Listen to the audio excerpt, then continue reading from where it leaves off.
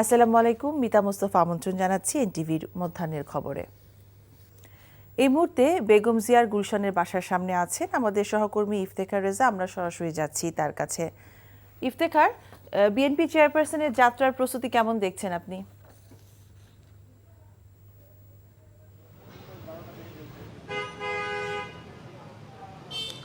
মিতা, যেমনটি বলছিলেন যে প্রায় 7.5 বছর পর দেশের বাইরে যাচ্ছেন বিএনপি চেয়ারপারসন বেগম খালেদা জিয়া। তিনি সর্বশেষ 2017 সালের জুলাইয়ে গিয়েছিলেন দেশের বাইরে তিনি চিকিৎসার ক্ষেত্রে এবং চিকিৎসার জন্য এবং তার জ্যেষ্ঠ পুত্র জনাব তারেক রহমানের সাথে দেখা করতে, এবং এরপর ঘটে নানা রকম রাজনৈতিক ঘটনা এবং এই ঘটনা প্রবাহের মধ্যে দিয়ে প্রায় 7.5 বছর তিনি চিকিৎসার জন্যে হোক বা রাজনৈতিক কারণে হোক তিনি আর দেশের বাইরে যেতে পারেননি।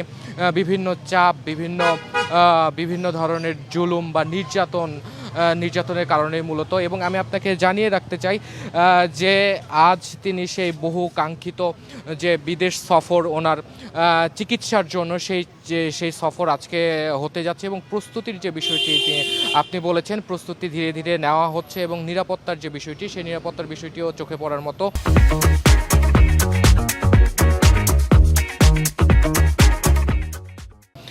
এবং দলীয় নেতাকর্মী বা তার সাথে সংশ্লিষ্ট যারা রয়েছেন তারা আসছেন একে একে তার সাথে বিএনপি চেয়ারপারসনের সাথে দেখা করছেন, কথা বলছেন, এবং তার যে প্রস্তুতির যে বিষয়গুলো থাকে একটি লম্বা যাত্রা, সেই প্রস্তুতির যে বিষয়গুলো সেই বিষয়গুলো ধীরে ধীরে নেওয়া হচ্ছে। এবং আমি আপনাকে জানিয়ে রাখতে চাই তিনি মূলত উন্নত চিকিৎসার জন্যই আজ যাত্রা করছেন লন্ডনের উদ্দেশ্যে। কাতারের আমিরের যে দেওয়া এয়ার অ্যাম্বুলেন্স, সেই অত্যাধুনিক এয়ার অ্যাম্বুলেন্সে করেই তিনি ঢাকা থেকে দোহা এবং দোহা থেকে লন্ডনের হিথ্রো বিমানবন্দরে তিনি অবতরণ করবেন, এবং এর সাথে তিনি হিথ্রো বিমানবন্দরে তাকে স্বাগত জানাবেন তার জ্যেষ্ঠ পুত্র বা বড় সন্তান জনাব তারেক রহমান, বিএনপির ভারপ্রাপ্ত চেয়ারম্যান, এবং তার স্ত্রী ডাক্তার জুবাইদা রহমান সহ আরও যারা রয়েছেন তাদের সাথে সংশ্লিষ্ট ব্যক্তিবর্গ, রাজনৈতিক এবং পারিবারিক, তারা থাকবেন সেখানে। এবং তার যে যাত্রা, এই যাত্রাটি মূলত রাত 8টায় এখান থেকে গুলশানের যে তার বাসভবন, নিজস্ব বাসভবন ফিরোজা, সেই ফিরোজা থেকে তিনি রওনা করবেন, এবং রাত 10টার ফ্লাইটেই তিনি লন্ডনের উদ্দেশ্যে রওনা করবেন। এবং শাহজালাল আন্তর্জাতিক বিমানবন্দর এলাকায় তার যাত্রাকে কেন্দ্র করে মূলত নিরাপত্তার ব্যবস্থা কয়েক স্তরে বাড়ানো হয়েছে, এবং বিমানবন্দর থানার ওসি তাসলিমা আক্তার গণমাধ্যমে জানিয়েছেন বেগম জিয়ার যে নিরাপত্তার জন্য প্রায় 10 প্লাটুন পুলিশ থাকবে এয়ারপোর্ট এলাকায়, এবং এর সাথে আরও অন্যান্য যে নিরাপত্তা বাহিনী রয়েছে, বিশেষ করে র্যাব বা সোয়াতের মতো স্পেশাল টিমও থাকছে তার নিরাপত্তা নিশ্চিতের জন্য। এবং লন্ডনে তিনি সরাসরি এয়ারপোর্ট থেকে মূলত হাসপাতালে যাবেন। লন্ডনের যে প্রসিদ্ধ হাসপাতাল লন্ডন ক্লিনিক, সেখানেই তিনি তার প্রয়োজনীয় পরীক্ষা নিরীক্ষাগুলো সারবেন, এবং সেখানকার ডাক্তারের পরামর্শ অনুযায়ী তার পরবর্তী চিকিৎসার ধাপগুলো কেমন হবে সেই সিদ্ধান্তগুলো নেওয়া হবে। এবং এর সাথে আমি আরও একটি বিষয় জানিয়ে রাখতে চাই যে যদি প্রয়োজন বোধে তাকে যুক্তরাষ্ট্রেও স্থানান্তরিত করা হতে পারে বলে আমরা এখন পর্যন্ত জানতে পেরেছি। তো এই ছিল গুলশানে বিএনপি চেয়ারপারসন বেগম খালেদা জিয়ার বাসভবনের সামনে থেকে সর্বশেষ তথ্য। জানছিলাম বেগম খালেদা জিয়ার লন্ডন যাত্রার প্রস্তুতির খবর। বঙ্গোপসাগরের বাংলাদেশ জলসীমায় মাছ ধরার সময় ভারতীয় কোস্টগার্ডের হাতে অপহৃত নাবিকসহ 90 জেলে চট্টগ্রামে ফিরে এসেছে। মুক্তি পাওয়া নাবিকরা জানিয়েছেন বাংলাদেশে আটক ভারতীয় জেলেদের ছাড়িয়ে নিতে তারা এই ঘটনা ঘটায়। চট্টগ্রাম থেকে শামসুল হক হায়দরের রিপোর্ট, ক্যামেরায় ছিলেন এনামুল হক। মুক্তি পাওয়ার পর অপহরণের শিকার ট্রলার দুটি চট্টগ্রামের পতেঙ্গা কোস্টগার্ড জেটিতে এসে পৌঁছে। এর আগে ট্রলারের নাবিকসহ 90 জন ভারতের উড়িষ্যায় জিম্মি ছিল। তীরে নেমে 3 সপ্তাহ জিম্মি অবস্থার বর্ণনা দেন নাবিকরা। জেলে দিয়ে দিত, কিন্তু বাংলাদেশ সরকার কন্টিনিউয়াস যোগাযোগ করছে, এবং কি বাংলাদেশ দূতাবাস ওনাদের সাথে কন্টিনিউয়াস যোগাযোগ রাখছে, এই জন্য আমাদেরকে শিপে রাখছিল আর কি। অন্য দেশে চলে গেছি, সেখানে এক প্রকার বন্দি জীবনে আর কি। জাহাজে যদিও ছিলাম, কিন্তু দেশে তো ছিলাম না। এখন দেশে আসছি, অনেক ভালো লাগতেছে।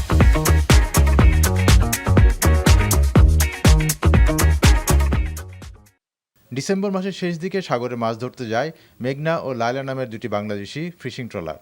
জেলেরা সুন্দরবনের অদূরে সোয়াচ অফ নো গ্রাউন্ডের বাংলাদেশ জলসীমায় অবস্থানকালে ভারতীয় কোস্টগার্ড ট্রলার দুটি মাঝিমাল্লা সহ অপহরণ করে নিয়ে গিয়েছিল।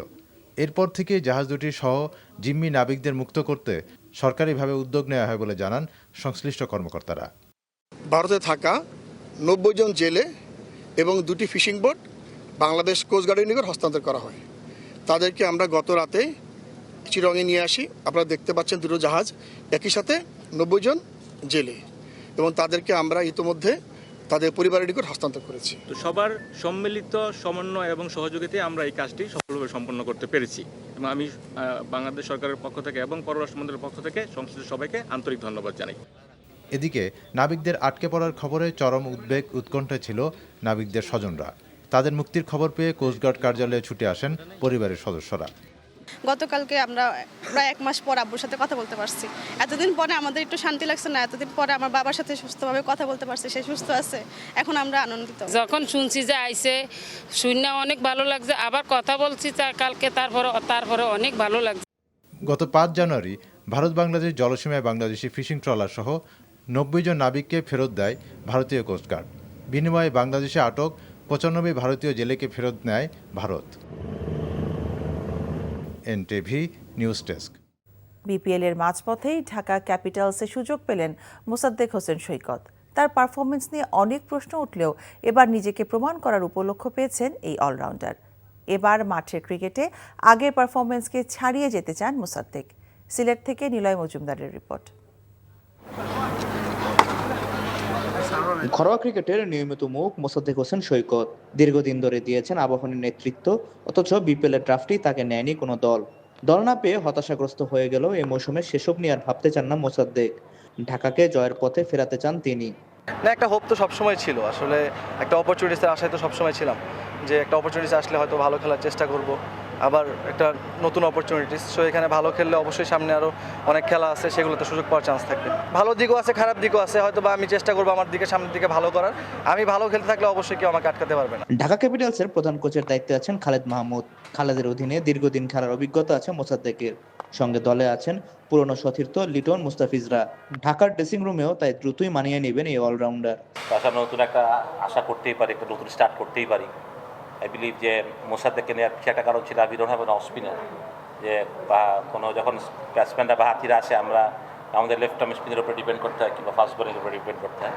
তো একটা ভ্যারিয়েশন থাকা দরকার, টিম কম্বিনেশনের জন্য প্রয়োজন ছিল বলে হয়তো নেওয়া হয়েছে ওকে আমরা। আর আই হোপ যে এখান থেকে আমরা ঘুরে দাঁড়াবো।